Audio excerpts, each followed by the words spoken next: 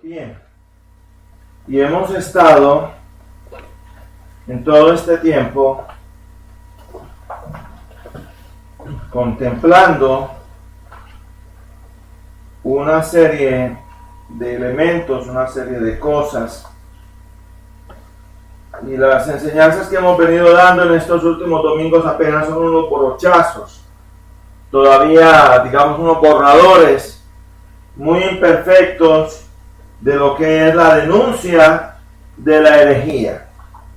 La Biblia, la palabra de Dios, en 2 de Pedro, el capítulo 2, nos dice claramente lo siguiente. 2 de Pedro, el capítulo 2.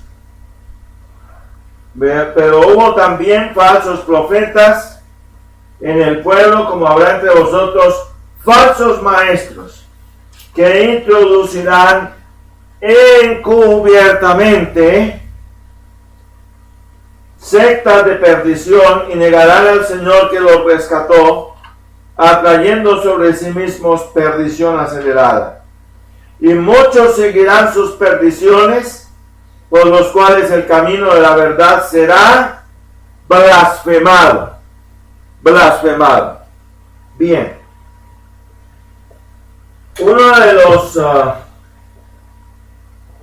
los elementos siniestros de estos días es ver cómo desde entidades como la Federación Luterana Mundial, como el Concilio Mundial de Iglesias y otras entidades centrales, el Sínodo, la Comisión de Estudio en general, bajo una especie de paquete de reexamen teológico, se está hablando de redefinir el fenómeno homosexual, y detrás de esto lo que tenemos es una torcedura perversa, mentiras inmundas del diablo para introducir con un aire muy teológico, muy bíblico, unas verdaderas cantarillas de aguas negras en la iglesia de Cristo.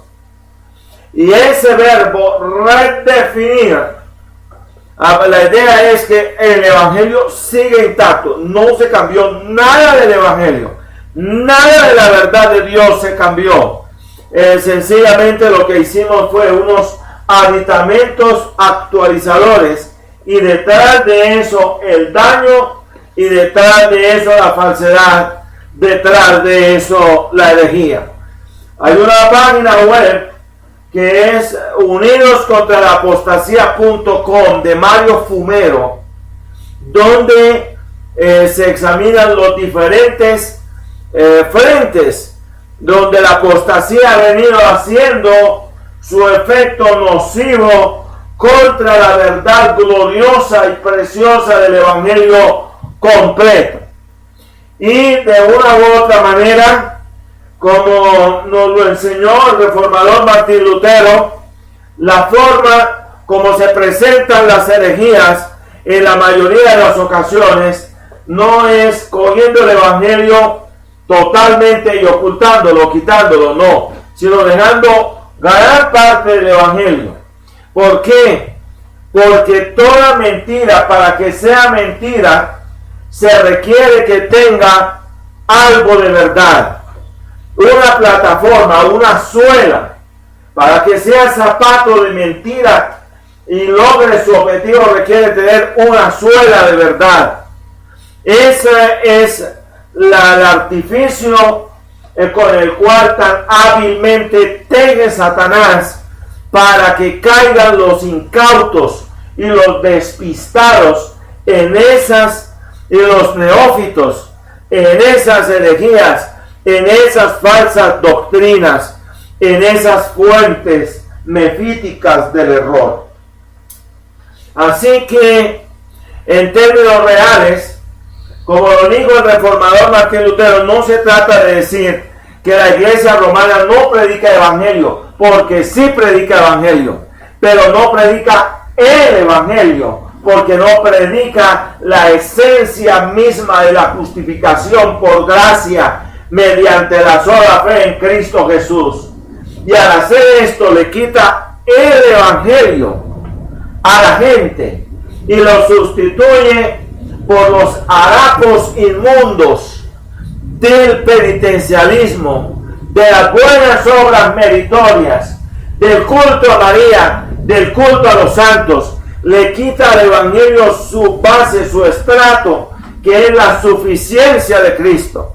Porque la obra redentora de Cristo en la cruz del Calvario es suficiente por sí misma y no necesita de ninguna corredención, de ningún tipo de cuñas adicionales, de corredención de María, de corredención de los santos, de cointercesión de las almas del purgatorio. No lo necesita.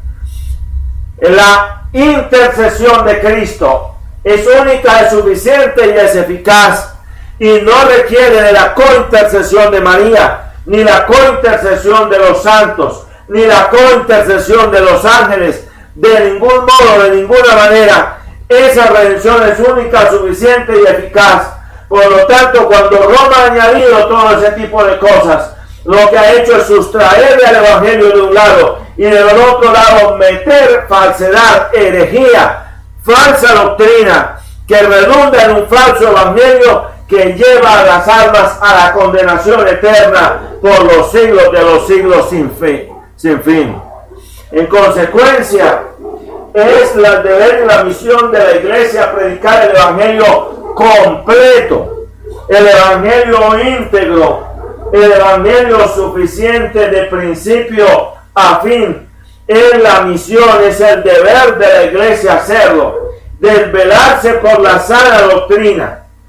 Y uno de los elementos que hay es rebajar algo, rebajarlo. Muchas veces uno va por cierta avenida y allí encuentra un vendedor improvisado de perfumes. Y la idea es que es el mismo perfume. Y sucede que hasta encontramos que tiene el mismo empaque, que tiene el mismo frasco. Pero ¿qué sucede? Que este vendedor está vendiendo perfume rebajado. Ya es un perfume rebajado. Se le ha disminuido a la fórmula original del perfume. Se le ha añadido otra cosa. Y de esa manera se ha alterado. Se tiene el perfume, no es que es el mismo perfume, pero es un perfume ya alterado. Se le quita, se le rebaja y se le añade.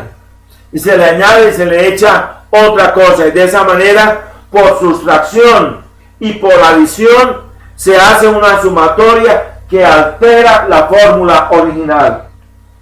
La herejía del movimiento de la fe no niega que Dios es Dios, que el hombre es el hombre y que Satanás es Satanás. El movimiento de la fe no niega la existencia eterna del alma humana, como si lo hace la secta de los ruselistas autoproclamada, la secta de los testigos de Jehová. Pero una de las cosas que se observa en la herejía del movimiento de la fe es que se le ha rebajado a la fórmula del orden de lo que es Dios. Sucede que en un momento dado se le entrega a alguien la fórmula, por decir algo, de Coca-Cola, para que la Coca-Cola sea lo mismo aquí que en Arabia. La Coca-Cola tiene que ser lo mismo en los Estados Unidos que en el África. De que al destapar la Coca-Cola y las personas al tomar el producto prueben el mismo producto en las mismas condiciones, ambiente, en el mismo sabor y tengan el mismo deleite que tienen en los Estados Unidos, en el mejor salón del mundo, en Londres o en cualquier parte, o en un rancho africano en general. Es decir, que la fórmula no se debe alterar. Por ningún motivo la fórmula debe ser objeto de una alteración. Cuando uno está trabajando en un laboratorio de química, a uno le entregan las fórmulas y es el deber de uno cumplir con la fórmula completa, con el procedimiento completo para tener un producto fiel y exacto. Pero qué tristeza es ver cómo el fraude y la mentira y el engaño es tan grande que la farmacéutica internacional hoy se están alterando las fórmulas farmacéuticas, y uno cree que va a la droguería y está comprando el producto auténtico, y no, es producto que viene de laboratorios piratas donde entregaron la fórmula, la hicieron rebajada, y notarán ustedes en el hecho claro y concreto el daño que produce una fórmula rebajada. El daño que produce una fórmula rebajada es sumamente grande. Es sumamente grande.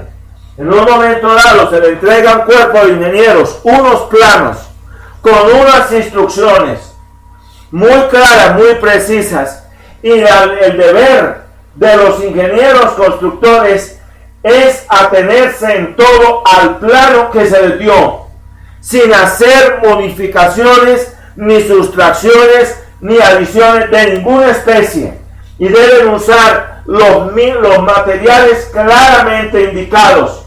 No deben traer materiales rebajados, porque en muchas ocasiones, cuando están en medio de la construcción, viene una rajadura con daños muy grandes. ¿Y a qué se debió? A que fueron y buscaron materiales, sí, pero no los mismos, sino materiales parecidos y rebajados.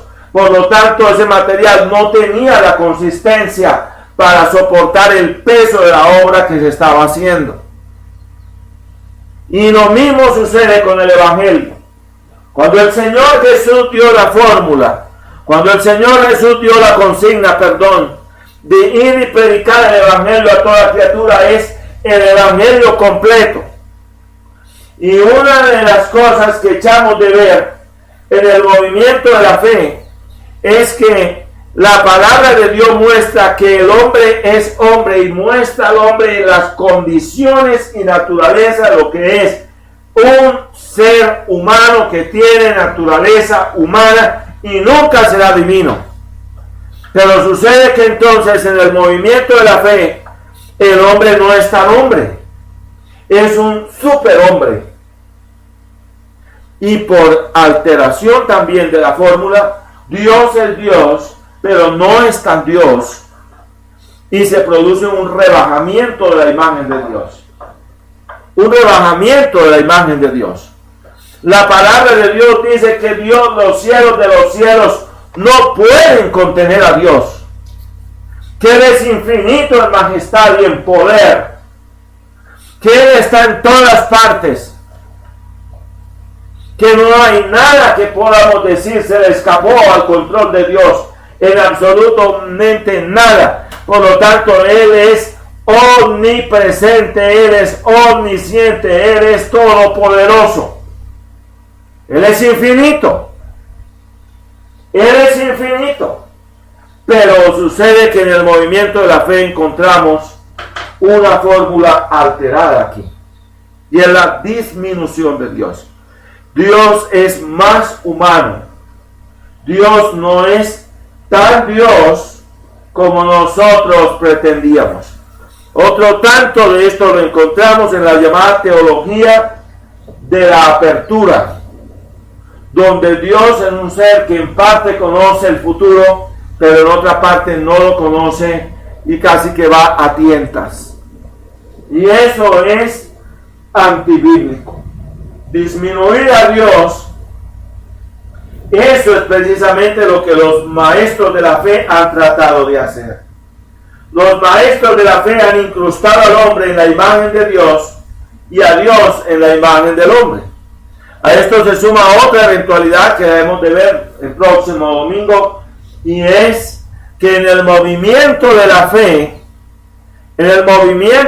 fe, se produce una divinización de Satanás. Y Satanás de pronto no es de pronto tan Satanás. y es al contrario un ser al cual se le da más poder del que él tiene. Nosotros vivimos días de confusión en la sana doctrina, de confusión. A veces, como nos vienen presentando en el movimiento de la fe y en el movimiento pentecostal, la guerra espiritual es como si Dios estuviera luchando por todos los medios para hacer lo que Él puede hacer. Como si Dios en un momento dado no tuviera todo el perfecto control soberano. Cuando nosotros iniciamos la serie sobre la soberanía de Dios, vimos como Dios tiene todo dominio sobre todo el cosmos, que Dios tiene dominio sobre todos los elementos inanimados.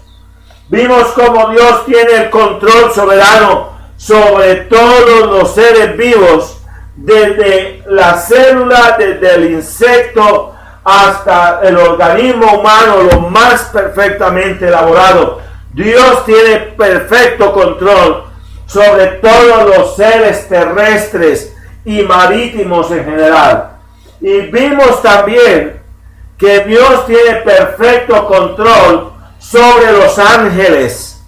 Incluso Satanás obedece los designios y las disposiciones de Dios. Vimos cómo no hay nada que se salga o se escape del control de Dios. Y la idea que tienen muchas veces en las falsas perspectivas teológicas que hay en el mundo es que nosotros, como que Dios tiene el 50% y el diablo el otro 50%, esa doctrina es del gnosticismo maniqueo. Esa doctrina tiene un trasfondo maniqueo.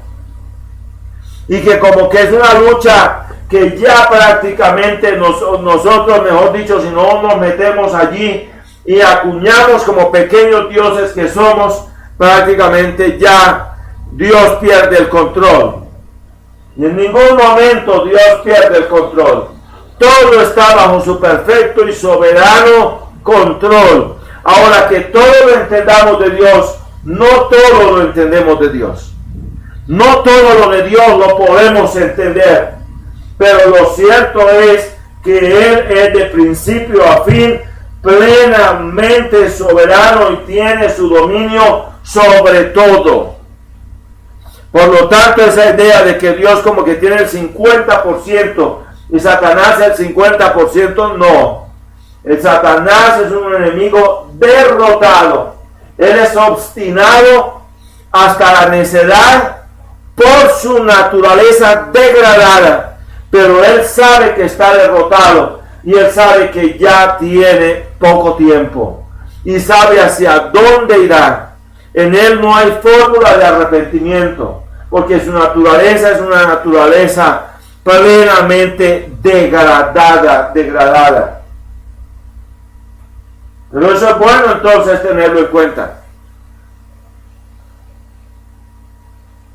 Y que nos permite Dios estar en medio de esta guerra espiritual, nos permite estarlo. Pero que Él tiene el control de todo, Él tiene el control de todo. Ayer estábamos viendo que las águilas en la tierra de Eretz Israel, las águilas tenían unas alas tan preciosas, tan formidables, que los pichones viajaban en las alas del águila. Allí viajaban perfectamente cobijados por las alas del águila. Y así somos nosotros, bajo las alas del Señor, estamos bajo su protección, conforme a su designio precioso, su designio soberano. Los maestros de la fe le dan a Dios una forma corporal, pero Dios no tiene esa forma. Porque veamos lo que dice claramente el Evangelio de Juan, el capítulo 4. En el Evangelio de Juan, en el capítulo 4, el Señor Jesús está hablando con la mujer samaritana. Y mire lo que dice.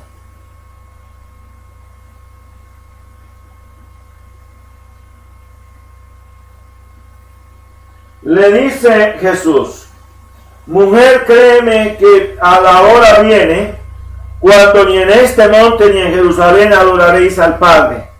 Vosotros adoráis lo que no sabéis, nosotros adoramos lo que sabemos, porque la salud viene de los judíos.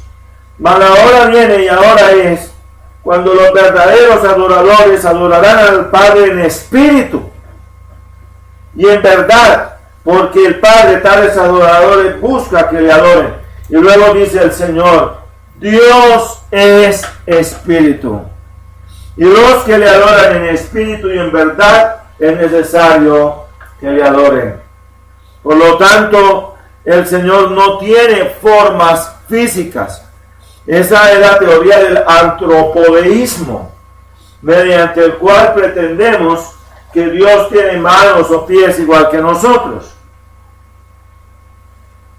En Isaías 40:12 vemos que la palabra de Dios hace uso de un lenguaje figurado, y este punto es un punto clave que nosotros deseamos enfatizar. Lo enfatizamos ayer, lo enfatizamos hoy también. En Isaías 40:12 dice: ¿quién midió las aguas con su puño y aderezó los cielos con su palmo? Y con 3 dedos apañó el polvo de la tierra y pesó los montes con balanza y los collados con peso.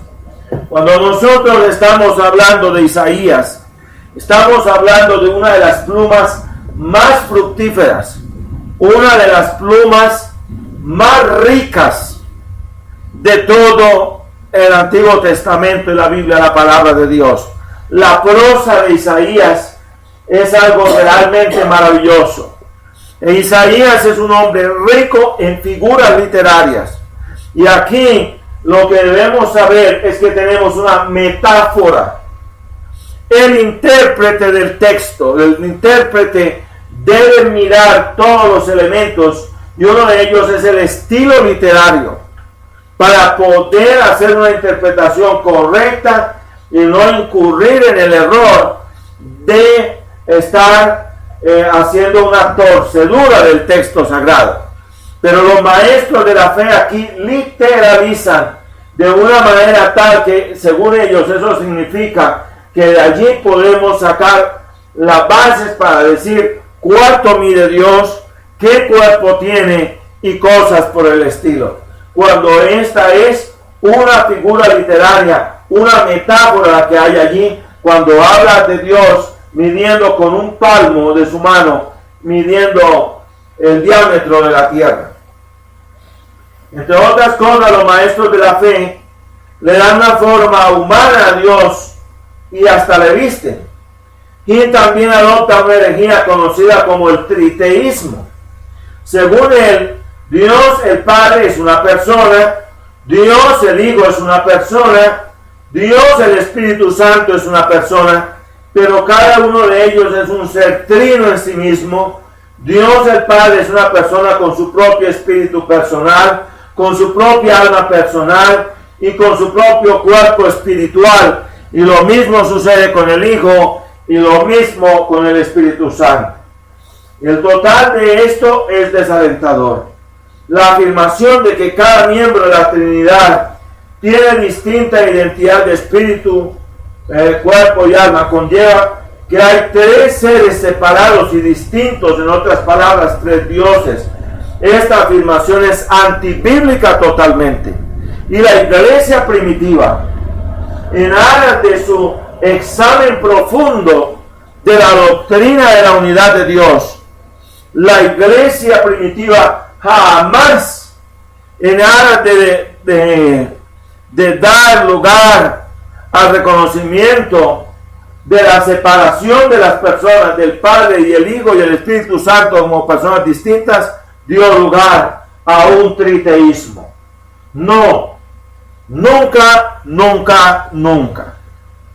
En Deuteronomio, el capítulo 6, el versículo 4, la palabra del Señor nos dice textualmente lo siguiente. Deuteronomio, el capítulo 6, el versículo 4. Oye Israel, el Señor nuestro Dios, el Señor uno es. Esto en hebreo es Shema Israel, Yahweh Elohenu, Yahweh Echad. Y la palabra que se usa aquí, repito, y es bueno ponerle atención en la palabra Echad.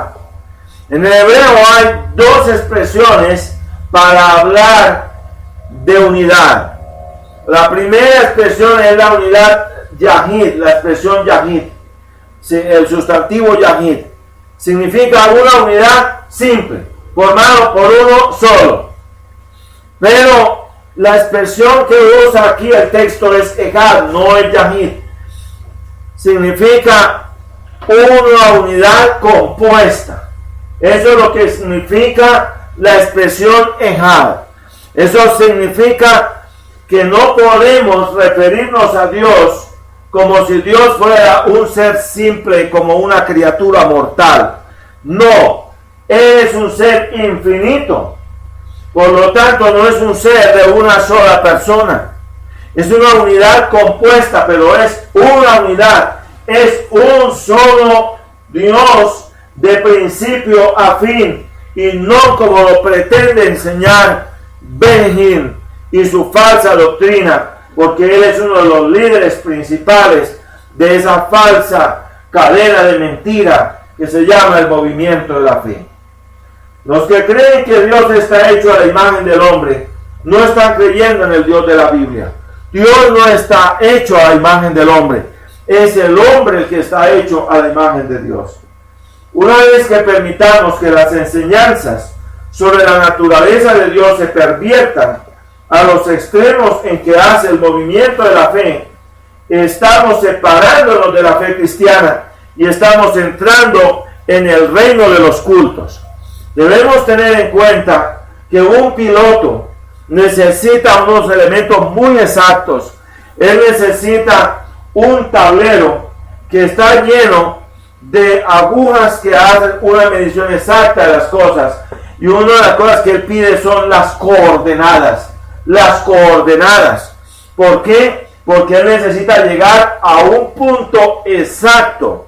Y por lo tanto las coordenadas son fundamentales para que él en un momento dado no vaya a equivocar de lugar y no vaya a caer el avión a un despeñadero o vaya a producirse una desgracia porque no tuvo las coordenadas exactas. Las coordenadas tienen que ser exactas. Y cuando la cosa no compagina con las coordenadas que nos da la Biblia, la palabra de Dios, la persona peligrosamente, creyendo que está llegando a la verdad, la persona se está desviando y se puede salir del camino. Cuando una persona está aprendiendo a conducir, una de las cosas que hace la persona que está enseñando a la otra a conducir es a enseñarle siempre a tener el timón en un orden tal que no se salga el vehículo de la raya blanca de la carretera, porque si se sale de la raya blanca de la carretera, se desvió, cuando menos se dio cuenta está por fuera de la carretera y se estrelló o algo pasó. No, siempre debe tener una centralidad, siempre llevando esa centralidad para no salirse de la carretera. Y así la persona debe llevar siempre una centralidad, no saliéndose del orden de la Biblia, la palabra de Dios, porque cuando menos lo piense de una manera muy sutil, se salió de la sana doctrina. Se salió de la sana doctrina. Y aquí estamos en una inversión del orden de las cosas, donde no estamos midiendo al hombre con la medición de Dios, sino a Dios con la medición del hombre. Y esto es ocultismo ya. Y repito, una vez que permitamos que las enseñanzas sobre la naturaleza de Dios se perviertan a los extremos en que lo hace el movimiento de la fe, estamos separándonos de la fe cristiana y estamos entrando en el reino de los cultos. ¿Y qué es lo que quiere Satanás? Exactamente esto. La deidad de la teología de la fe tiene muy poco parecido con el Dios de la Biblia. Uno tiene que mirar si el Dios de la iglesia romana es el Dios de la Biblia. Porque el Dios de la iglesia romana es un Dios que en un momento dado lo puede el cura hacer descender, lo puede meter en una galletita, que la podemos llamar la galletita Jesús, ¿no?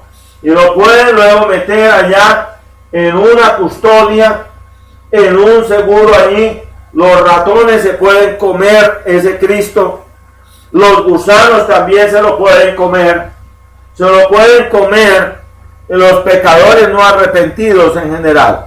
Y eso es algo completamente antibíblico, porque es un Dios al cual ellos han rebajado a la condición de una galleta. Así de fácil. Nada es demasiado difícil para el Dios de toda la creación. En el movimiento de la fe, Dios está clamando y diciendo, oye, pronuncia las palabras, pronuncia la fórmula, como que es un Superman que está afectado con la kriptonita, ¿no? Recordemos que había una sustancia que afectaba a Superman y lo debilitaba, ¿no? Y entonces él necesitaba, no me acuerdo qué reactivo, para volver a devolver toda la fuerza poderosa que el personaje mitológico Superman tenía, ¿no? Pero sucede que Dios no está imposibilitado por nada. Nada hay que imposibilite a Dios. La Biblia nos dice en Jeremías, el capítulo 32, los versículos 17 y 27, lo siguiente. Oh Señor Dios, he aquí que tú hiciste el cielo y la tierra con tu gran poder y con tu brazo extendido, ni hay nada que se esconda. He aquí que yo soy el Señor Dios de toda carne. ¿Por ventura se me encubrirá a mí alguna cosa? ¿Habrá algo difícil para mí? ¿Hay algo difícil para Dios? De ninguna manera. Aunque ayer estuvimos viendo y hoy lo repetimos, una serie de imposibles. Por ejemplo, uno de ellos es que a Dios le es imposible pasar por encima de su naturaleza y por lo tanto de los atributos de su naturaleza. Dios jamás en aras de su amor va a pasar por encima de su justicia y de su santidad, porque su amor es santo, su amor es justo y ama la justicia y ama la santidad. Así que Dios no va a pasar en aras de su amor por encima de la justicia y su santidad. Jamás de los jamases, jamás. Los atributos de Dios nunca están en confrontación. Todo en Dios está en una perfecta armonía. En una perfecta armonía. Y eso es bueno tenerlo en cuenta en una época donde se habla hasta el abuso del amor de Dios. Porque ese amor de Dios, como lo están concibiendo, es verdaderamente algo así como el escabel para que nosotros nos limpiemos los pies antes de entrar en una casa. Y veamos lo que nos dice en Mateo capítulo 19, el versículo 26. Mateo, el capítulo 19, el versículo 26. Mirándolos Jesús les dijo, para los hombres esto es imposible, mas para Dios todo es posible. Claro que entendemos que dentro de cierto nivel, porque repito, hay imposibles para Dios. Para Dios es imposible ver mis pecados a través de la sangre de Cristo. Ahora, ¿por qué es imposible para Dios ver mis pecados a través de la sangre de Cristo? Porque por la sangre de Cristo el pecado, más que ser cubierto, es propiciado, es decir, es quitado de la presencia de Dios. Y cuando ante la justicia es quitado el delito, aplacada la justicia. Una vez que el delito ha sido quitado, es aplacada la ¿qué? La justicia. La justicia de Dios es aplacada. Por lo tanto, a Él le es imposible ver mis pecados a través de la sangre de Cristo. Y esto nos tiene que conmover. Y por eso es que cantamos el himno Misericordia, que es un himno para cantarlo, meditando y disfrutando su dulzura, palabra a palabra y sílaba a sílaba.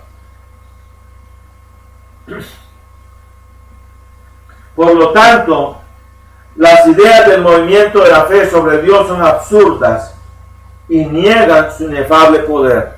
Es una doctrina que en consecuencia llega a ser sutilmente blasfema. Y miles de que personas y pastores asistiendo a esos eventos y aplaudiendo.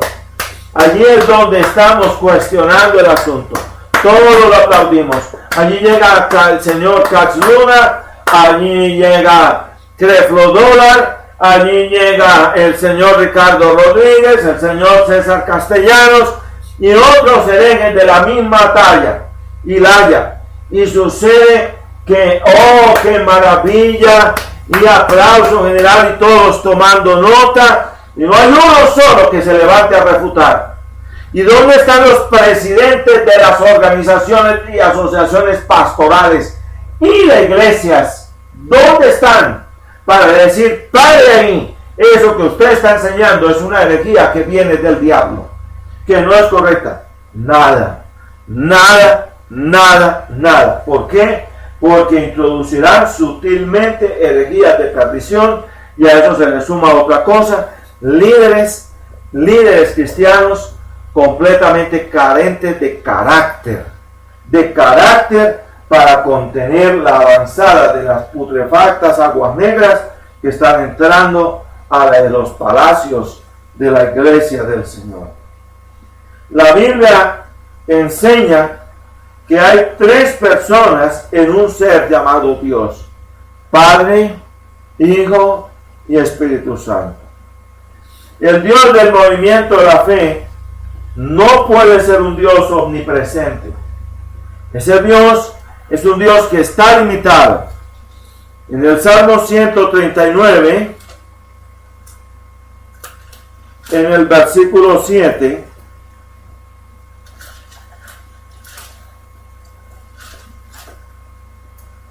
la palabra de Dios dice: ¿a dónde me iré de tu espíritu? ¿Y a dónde oiré de tu presencia? Si subiere a los cielos, allí estás tú. Y si hiciere mi estrado en el Seol, hete allí. Si tomare las alas del alba y habitar en el extremo del mar, aún allí me guiará tu mano y me asirá tu diestra. Si diré, ciertamente las tinieblas me encubrirán, aún la noche resplandecerá por causa de mí. Aún las tinieblas no encubren de ti, y la noche resplandece como el día. Las tinieblas son como la luz. Por lo tanto, eso significa que es un Dios que es omnipresente. Está en todas partes, todo lo ve y nada se escapa de su control. Por el contrario, Satanás no es omnipresente. Él no está en todo lugar, él no puede estar en todo lugar al mismo tiempo. Él no es omnipresente. Y muchas veces al diablo le reconocemos omnipresencia, pero implícita y veladamente le estamos negando su omnipresencia a Dios. Los maestros de la fe toman literalmente los antropomorfismos de la Biblia. Y entonces vemos lo que dice el Salmo capítulo 11, en el versículo 4. En el Salmo capítulo 11, en el versículo 4, la palabra de Dios nos dice: el Señor está en el templo de su santidad, la silla del Señor está en el cielo, sus ojos ven y sus párpados prueban a los hijos de los hombres. Noten, el Señor está en el templo de su santidad. ¿Quiere decir que el Señor está metido literalmente en un templo? La Biblia dice que los cielos de los cielos no lo pueden contener. Pero ojo con esto. Dice, la silla del Señor está en el cielo. ¿Será que el Señor está sentado literalmente en una silla de oro? ¿No será más bien esta una metáfora? ¿No será más bien una figura literaria para hablar de su autoridad sublime, preciosa, infinita e incuestionable? Luego dice, sus ojos ven y sus párpados prueban a los hijos de los hombres. ¿Quiere decir que literalmente Dios tiene ojos y tiene párpados? No es una figura literaria también, conforme a lo que corresponde a la sana hermenéutica, a la sana interpretación de la Biblia, la palabra de Dios. Vamos al libro de Números, capítulo 12, el versículo 8. Boca a boca hablaré con él y de vista, no por enigmas, él verá la semejanza del Señor. ¿Por qué pues no tuvisteis temor de hablar contra mi siervo Moisés? Pero dice, boca a boca hablaré con él. ¿Será que el Señor tiene una boca? Y de vista, no por enigmas, él verá la semejanza del Señor. Entonces es que no es que él está viendo directamente la cara del Señor. Está viendo la gloria, algo así como la sombra de un cuerpo. Uno va caminando y uno ve la sombra de uno por la causa de la influencia refractora del sol. Entonces uno va viendo su sombra, pero la sombra no es directamente la persona. La Biblia dice que nadie verá al Señor jamás, y Pablo dice que él nunca ha sido visto por nadie. Por lo tanto, lo que veía era la gloria de Dios, un reflejo de la gloria de Dios. Pero no era que el Señor tenga cara, que el Señor tenga manos, como muchos pretenden decir. Y como vemos en el Salmo 91:4, aquí también hay una figura literaria. Porque en el Salmo 91, en el versículo 4 dice, con su ala te cubrirá y debajo de sus alas estará seguro. Escudo y alarga su verdad. ¿Será que Dios es un escudo? Porque en otras partes dice, oh Señor, tú eres mi escudo. Se sobreentiende que aquí hay una figura literaria, una tipología en lo que hay.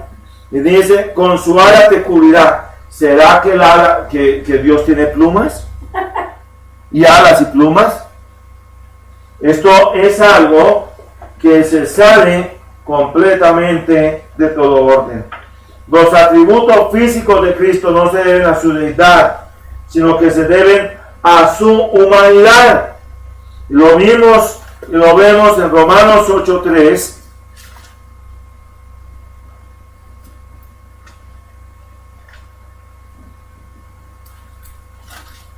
Romanos 8:3 dice así, porque lo que era imposible a la ley, por cuanto era débil por la carne y por el pecado, Dios, enviando a su Hijo en semejanza de carne de pecado, condenó el pecado en la carne. Y aquí entonces lo que la palabra de Dios nos muestra es que Dios envió a su Hijo en semejanza de carne de pecado. Y allí fue cuando el Señor asumió una forma visible, y asume ojos, y asume manos, y asume pies. Y ahorita en Semana Santa vamos a estar cantando manos cariñosas y pies divinos son los pies de mi Jesús. ¿Por qué? Porque allí fue cuando Dios asumió cuerpo humano. Y veamos en Filipenses el capítulo 2, el versículo 7.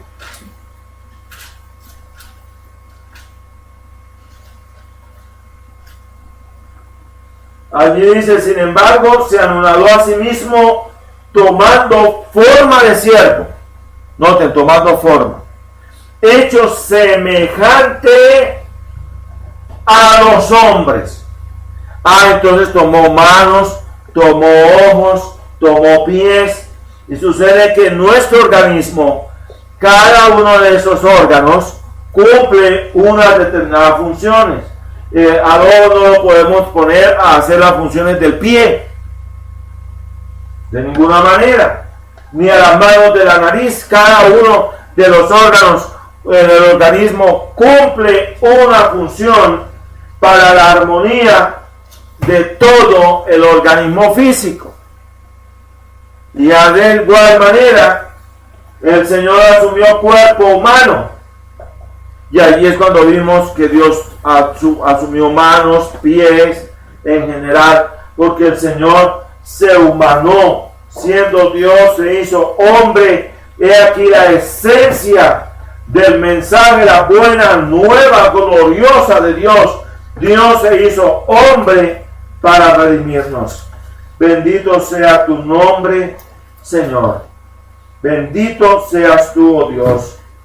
Hermanos, recordemos que el Señor Jesús nació, murió para nuestra redención, resucitó para nuestra justificación, ascendió a los cielos para interceder por nosotros y viene pronto. Oremos. Señor, en esta hora inclinamos nuestro rostro ante ti para pedirte el perdón de nuestros pecados, Señor. Perdónanos porque somos seres finitos, pecadores. Todavía, Señor, mientras estamos en este cuerpo somos perfectibles, pero no perfectos. Y pedimos más amor y más consagración para tu honra y para tu gloria. Amén.